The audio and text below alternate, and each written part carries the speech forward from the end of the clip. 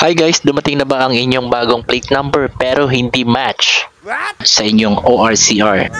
Kung ganoon, tara, baka makatulong sa inyo itong short video ko.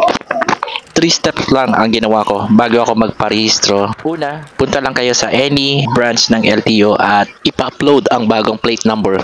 Pero bago ka pumunta, make sure dala mo na ang dalawang kopya. Unang kopya is print copy ng inyong plate number. Second copy is photocopy ng inyong ORCR. So pag meron ka ng dalawang kopya, pwede ka nang pumunta sa LTO at ipa-upload ang inyong bagong plate number. Make sure dala mo rin ang iyong original ORCR. So pag dala mo na yung tatlong kopya, pwede ka nang pumunta sa LTO para ipa-insert ang bagong plate number. Wala pang 3 minutes yan. So after ma-upload, pwede ka rin makiusap kung pwedeng picturean. And that's it. Pwede ka nang kumuha ng insurance. So pagkakuha mo ng insurance, pwede ka nang dumiretso sa emission test. Sa emission test, doon hahanapin ng inyong proof. I-check nila kung inserted na ang bagong plate number. Minsan di maiwasan na delayed ang ating system gawa ng internet.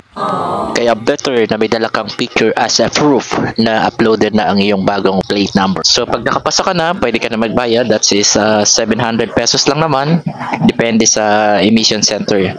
So pagka meron ka ng insurance, meron ka ng emission certificate, pwede ka nang dumiretso sa LTO para magparehistro. That's it. After ma-rehistro yan, sigurado yung bagong ORCR mo, makikita mo na ang inyong bagong plate number reflected na.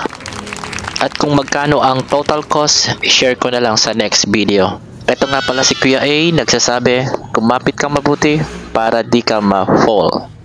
Ride safe, ride smart. Ingatan nawa tayo ng Diyos.